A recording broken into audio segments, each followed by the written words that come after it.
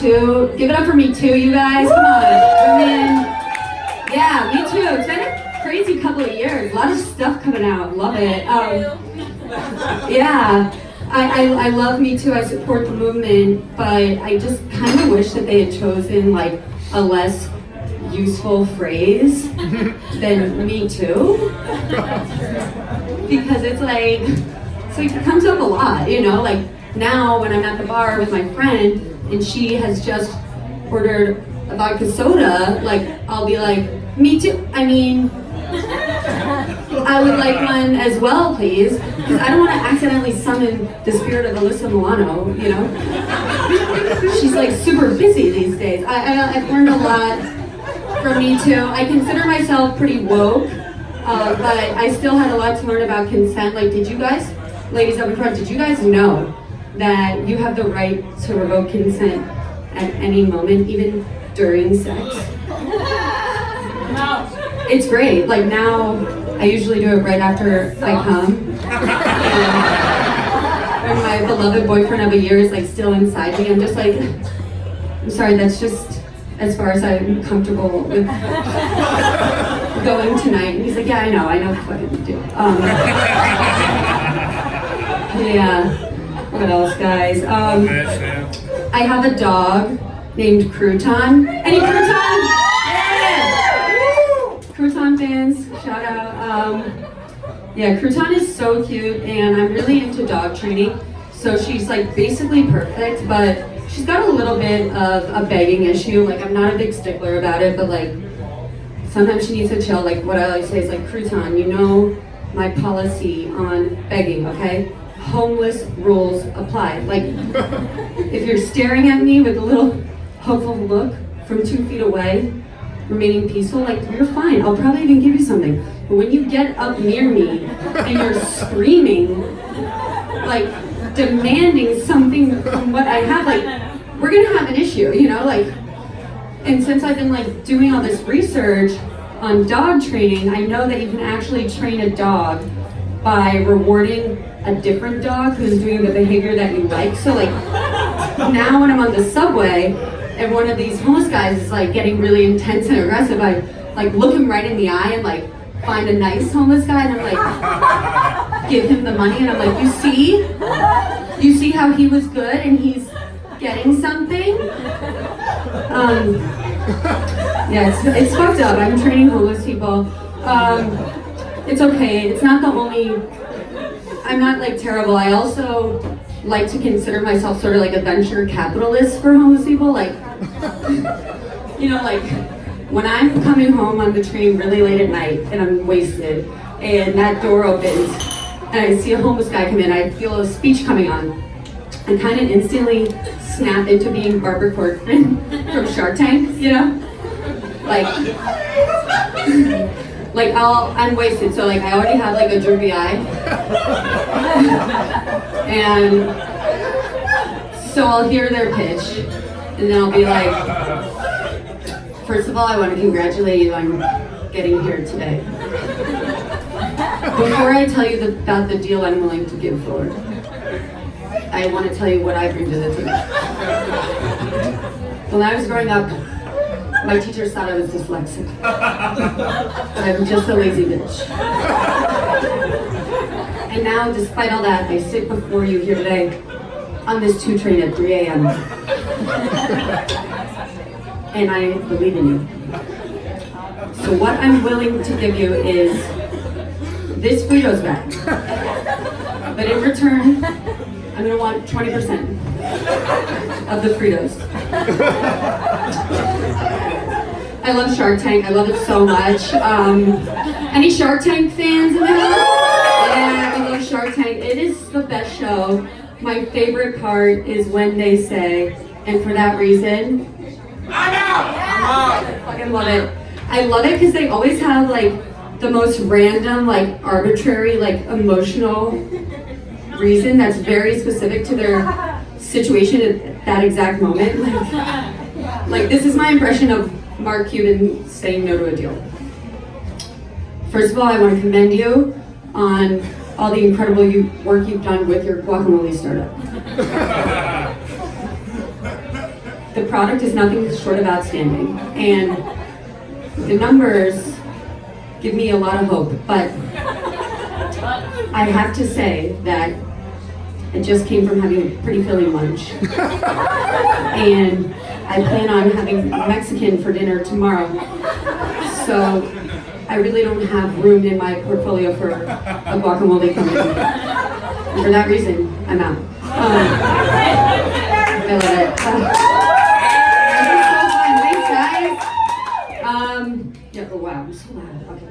So yeah, like I said before, I'm a software engineer, so yeah, I'm the only girl on the team. And that's fun. I love the guys. I love them. They're great, but it can be a little weird sometimes, like working with an all-male team. Like, you know, for instance, today it was haircut day. You know, like all the guys just came in with like fresh haircuts spontaneously at once. It's like it's not on the calendar. It's not official. This wasn't planned, but when a lot of men spend a lot of time together and a little too much time and no time with other people, their cycles just naturally sync up. Did you guys not know this? That this haircut cycle thing is crazy. I mean, it's sort of cute, sort of gross, but like, oh my God, Mother Nature's incredible. It's amazing. I try to treat them with a little extra special tenderness during these times because, you know, all guys look terrible after a haircut, I'm sorry. You know, they look like shit and they feel a little moody about it. Okay, I understand. So, like, you know, I try to go out of my way. Like, I'll be like, how you doing? You good? I got you these chocolates. What do you need from me? What can I do? Do you want a foot rub? Or, I know you feel like shit, I know, but you're beautiful to me. You guys, this really happened. They really just sync up their haircuts. It's so weird. Yeah. What else is going on, you guys? So, yeah, I mentioned I have a boyfriend before and a dog. They're both super sweet. I love it. Oh, yeah, clap for that. It's so sweet. 2 things! My boyfriend's like really a good like stepdad to my dog, which I appreciate so much. Yeah, exactly. Doggy Dilf, as I call him. But you know, like he like really goes that extra mile. You know, like he trained her to like ring a doorbell when she needs to go pee. Like I'm not joking. It's amazing. And I've always been like, oh, that's so sweet. And then we started watching that Finding Neverland together. Okay. And I started realizing, like, oh my God, like, is he grooming me? Like, is he trying to get to crouton? Like I look back now and like when I went to Italy, like he was like, no, go ahead, don't worry, I got this, I'll watch her. It's great. And now like when I come back into a room, I'm like suddenly noticing like he's like kind of whispering to her. I'm like, okay, I'm down, like do it. Crouton seems into it. Crouton is so cute, you guys. Only like I've thought this thought many times. Like I wish she could know that I do stand-up jokes about her. Okay. Well, this is her. She's on my phone case. My friend made. It's a drawing. My friend made. Big up! Oh my God, you guys name other types of dogs. What's the type of dog? Bichon! Wow, she's like almost a Bichon. That was good. She's a Maltipoo. She's so cute. She's 7/8 toy poodle, 1/8 Maltese, 100% perfect. I love her so much. Thank you. I like to think we look like identical twins, but some people say we look fraternal. I actually like when I got her, she had like the hair color that I naturally have, which is like at the top, you know, it's like a dark blonde. And that's the color that she was when I got her. I was like, perfect, like no one will know she's adopted. And then her hair started going lighter, so I bleached mine again to like keep it consistent. Yeah, she's super cute. She has a few little tics, like I mentioned the begging thing. Another thing that she does is she's like obsessed with me. So she loves like collecting my stuff, and like I'll be like missing things for a while, and then like every once in a while, I'll like find her little creepy hoarder pile. Like it has like a used tampon of mine, like my glasses, like a bunch of socks, and I'm like, crouton girl, like I'm taking this, and she reminds me of like Ariel from Little Mermaid, because she'll be like, Daddy, no! And I'm like, but crouton, this stuff is for humans. It's so cute. Yeah, exactly. Exactly, that's a thing from The Little Mermaid too.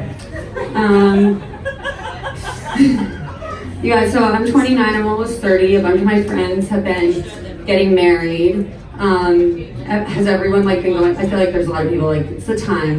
Like everyone's getting married, lots of weddings, so fun. Something interesting I've noticed is that in the wedding vows, the guys will always mention how beautiful the girl is. You know, like he'll be like, Betsy, you have.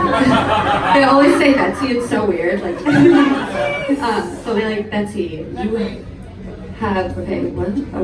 You have the sweetest smile. Your beauty just lights up every room that you enter. I just think that's interesting because I've never seen a girl do the same thing. Like I've never seen the bride be like, John.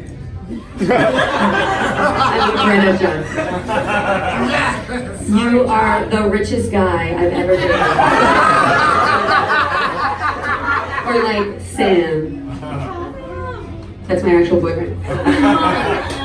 You are going to inherit a beach house inside and out. And I love that about you. Another weird thing I've noticed at weddings is like this thing called a sand ceremony. Has anyone ever seen that at a wedding? Yes. Yeah, it's weird. It's something like, I think it happens more like secular weddings. So it's like they're not doing the religious traditions of any particular like denomination. So they make up their own thing and like they'll have the couple like pour 2 different colors of sand into a jar like at the altar, like in front of everyone.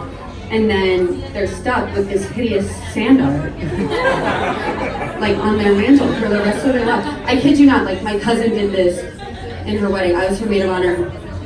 We used to be really close, and then she saw me doing this joke.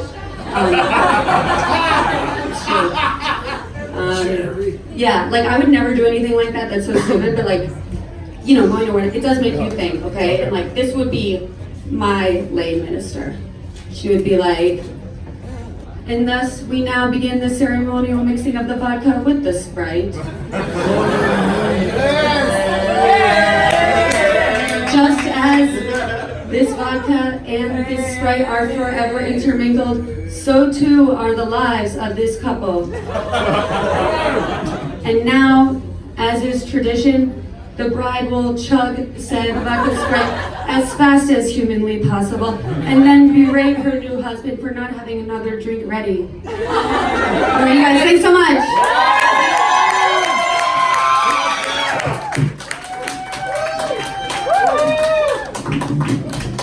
Betsy, Carroll, everyone, give it up. And that was our show, Politics Comedy.